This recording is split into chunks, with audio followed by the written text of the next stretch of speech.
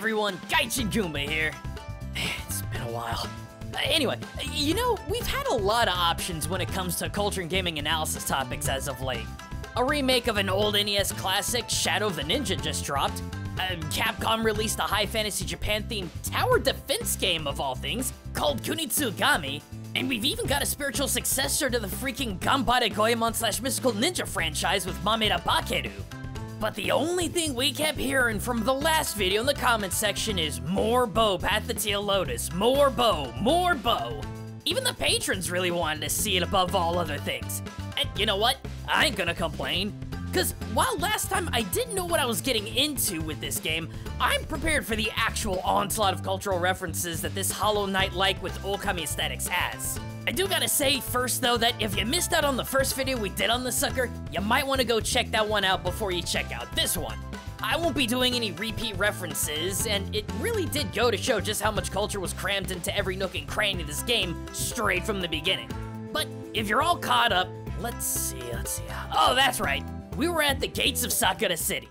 Now, let me just say that I want this video to specifically showcase all the references that I found specifically in Sakura City, because, I mean, have you seen the length of this video? Like, despite Sakura City being a hub of quests, items, and purchases, you better strap in, because this location has the greatest concentration of cultural references in the entire game, bar none. So, let's get going. Not far from the gate, we find ourselves a sumo stag beetle, and look, I know this is the first thing we found in the first place, but put a pin on this. Actually, you know what? Put like 10 pins in this one. Because while we first meet the sumo beetles in Sakura City, I'm gonna have to later on do a really deep dive into the game's next zone, Megumi Mountain, to explain everything that this guy represents. But moving from the city streets to the first buildings that we find, and we run into the city archives. And as soon as we go through the door, I'm sure you're getting flashbanged with all different kinds of multiple references here. Firstly, we got these flapping, flying paper doll looking things drifting all over the archives, and immediately, yes, this is taken directly from Spirited Away. But even more specifically, these are Shikigami. Back in Japan's old Heian days of the 900 ADs, there existed a ministry of onmyoji within the Yamato court. In practical terms, these were the folks who were in charge of keeping time, keeping track of calendar records, and figuring out the positioning of lucky and unlucky locations using Dao concepts borrowed from China. They were also in charge of determining the location of interdimensional rifts where Oni would move from the ethereal world to the material world. No joke, that was an actual thing back then. But curiously, it was believed that onmyoji had the ability to take control of lesser Oni in the form of Shikigami. Through an intricate ceremony, onmyoji were able to bind these lesser Oni to their wills. And while they were usually invisible most of the time, they could take on a material world form through a specifically folded paper mannequin. Thus, we have this as a concept. And moving not 10 steps to the right, we come across Daichi, the archive curator, who, yeah, might as well be Spirited Away's Kohaku in his older years. Like, no joke, this is taken directly from Kohaku's design in the movie. As for why serpentine dragons in general, well, unlike the West where dragons are a bit thick, Asia commonly sees dragons as personifications of rivers, streams, and other bodies of water. Thus, they are elongated and windy. And no, that absolutely isn't gonna be the last time we're gonna see Spirited Away references in this game. Heck, you're gonna see them in the next 2 hours of gameplay.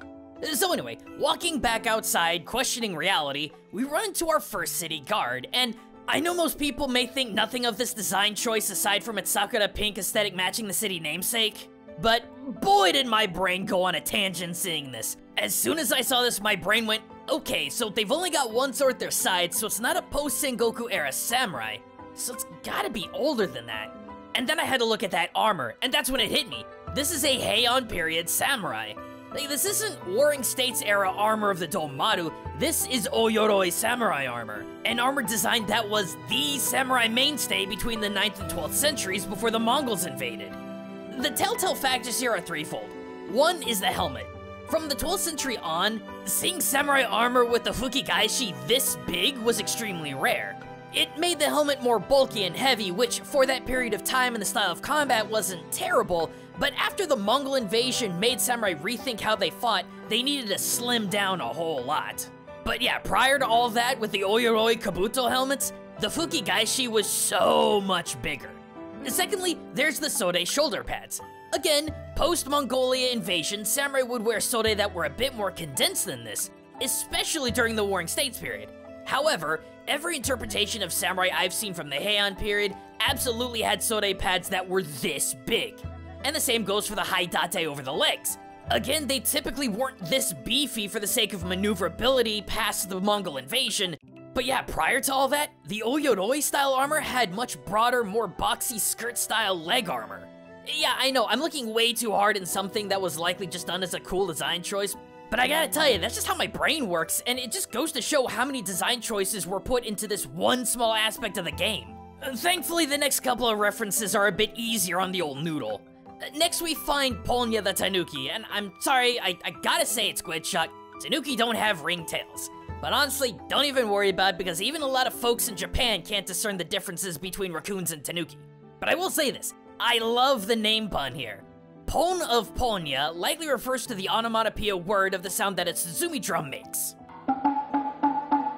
which is exactly the same sound that Tanuki were thought to make when they did their belly drums. So yeah, clever reference.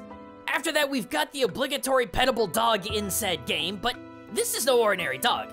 This is a shishi, not to be confused with a Koma Inu, which has a horn on its head while the shishi doesn't.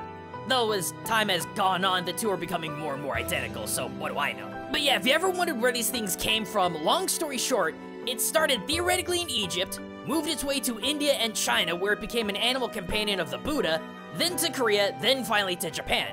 A centuries-old protectorate of Buddhism, now made into a freaking adorable pet. One more quick side tangent, we run into a character named Shizuka who's incredibly introverted and shy, and I only bring this up because Shizuka in Japanese also means quiet, so, I don't know, just thought it was another funny pun name. Next, we take a turn at a Torii Gate and come across Susuka and the Shrine of the Lilies. And for a few Kitsunebi, you can have Susuka bless Bo with a dance of bells.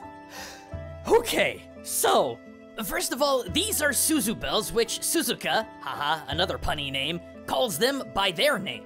Suzu can either be one big bell hung at a Shinto shrine that's used to awaken and summon the kami enshrined there, or made small and placed three-tiered on a short rod to resemble the fruit of the Ogatama tree, one of the three sacred trees of Shinto, and made into a musical instrument. In this particular case, Suzuka is performing a brief kagura dance, or quote, kami enjoyment in literal terms. Traditionally, since the 8th century, Suzu bells have been a part of many kagura dances to add a sort of musical element to the performance, which in itself is believed to bring a spiritual wellness to the senses. Like, no joke, I read somewhere that people say that Suzu bells are psychological air conditioning due to the quote, cool and refreshing sound that they make. Like, I love how these things sound, but I don't know about that one. Moving just to the right, we come to the Shrine of the Lilies Shamusho, or Shinto Shrine Office. And yeah, these are real buildings in Shinto shrines.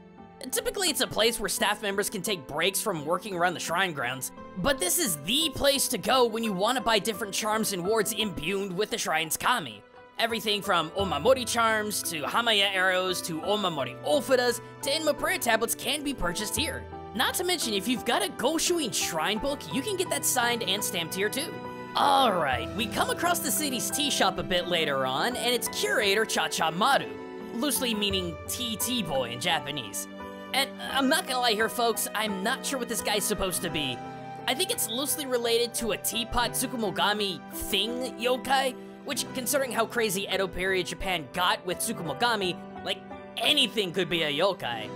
Some might say that this is a reference to the story Bunbuku Chagama, but Cha-Cha Maru is actively on an open fire, and it was an open fire that caused the Bunbuku Tanuki to lose focus on its transformation of a teapot. So it couldn't be that. I don't know, let me know in the comments what you think. Just down the road we have Naruto, no not that one, and their humble ramen shop. Now, I know most of you know that their character design comes directly from the little Naruto fish cakes you get in ramen, but can any of you tell me where that comes from? Well, I'll tell ya. It's actually from the Naruto Strait that sits between Naruto proper and Tokushima Prefecture and the Awaji Islands. Now within that strait there are huge whirlpools that make up a massive tourist spot. So next time you're eating ramen, remember, that's an insanely powerful force of nature you're eating there. Okay, on to the swordsmith shop and its current keeper, Kogi. And as soon as you walk in the door, bam, another Ghibli reference. See, I told you they're all over the place. This time it's in the form of the soot spirits that are in... Well, a bunch of different Ghibli movies. But move your eyes down and aha, you see that? Seriously, do you? All of these swords are a blatant reference to the swords you obtain in Ghost of Tsushima. Not too much more to say here, so let's move on to Sakura City's next service building, where we meet Dano, the Daruma maker. Lordy, where do I even get started? Okay, let's talk about the eye thing here. Now, outside the shop and in a few piles inside, you see a bunch of Daruma stacked up that have 2 eyes painted in. But the Daruma that Dano is working on, as well as all the Daruma that you can buy in the game that provide different in-game buffs, only have 1 eye painted in. Well, here's the thing about Daruma dolls. When you make or receive one, there's only 1 eye that's supposed to be colored in. Upon receiving, you write on its back something that you want to accomplish. Then, once you have that 1-eye Daruma on your desk or your house or whatever, it's there as a reminder to get that one thing done. And once you do get it done, you color in that other eye. In terms of game mechanics, your Daruma start out with just 1 eye and minimal abilities. But after you get a vial of Ink of Seeing, the Daruma's abilities are fully unlocked and it has both eyes colored in. So it makes sense, right? It follows this cultural motif of completion, which I thought was actually really cool. Alright, you remember that sumo beetle that we put like a bunch of pins in? Well, take them all out, because now it's time to talk about them. So, jumping ahead a bit, we go into Megumi Mountain where we find an identical looking sumo beetle to that of the Sakura City one named Toshi, who introduces us to the concept of Kabuto Beetle Sumo Wrestling and invites us into their stable if we can complete the challenge of busting over a dozen dummies without falling.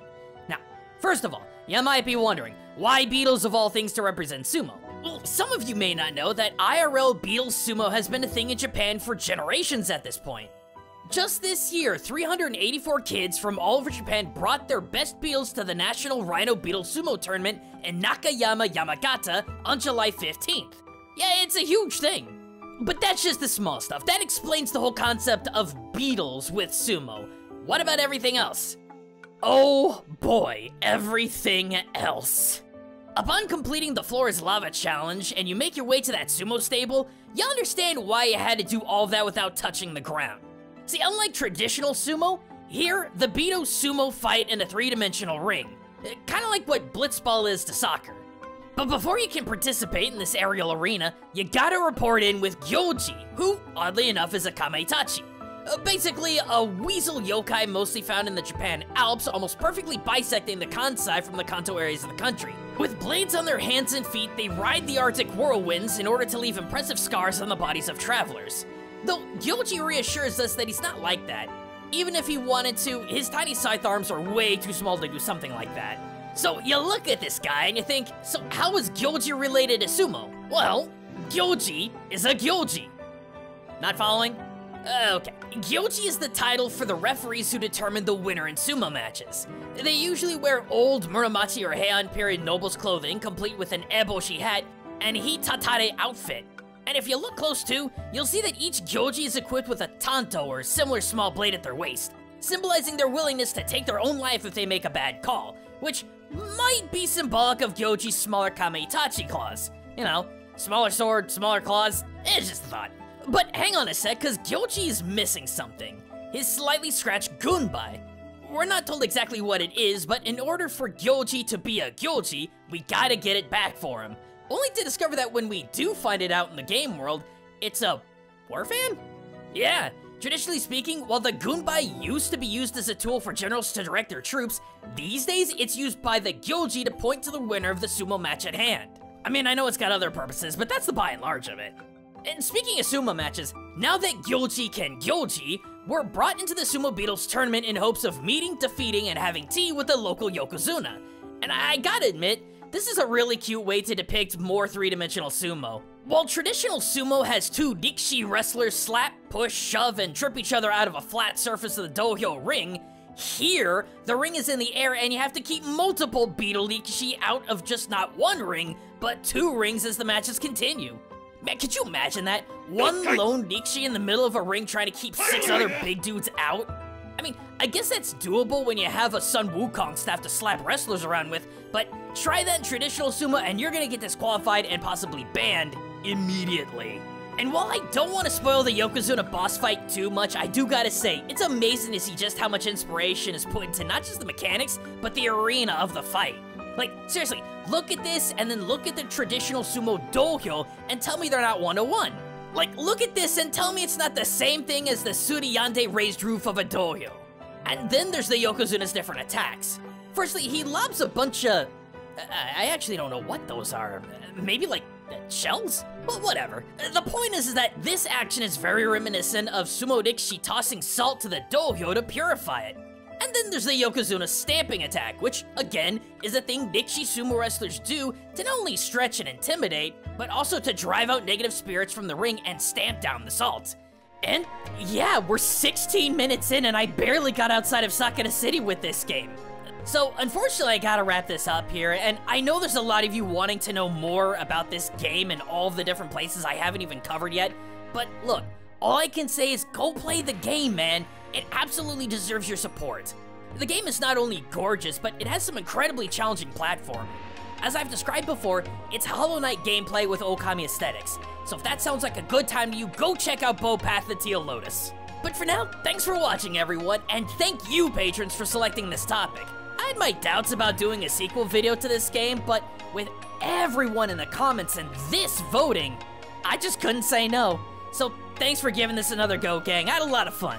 And if you want to learn about Japan through your favorite games, movies, anime, and more, be sure to sub up, get notified, and until next time everyone, this is Gaijin Goombah, signing out.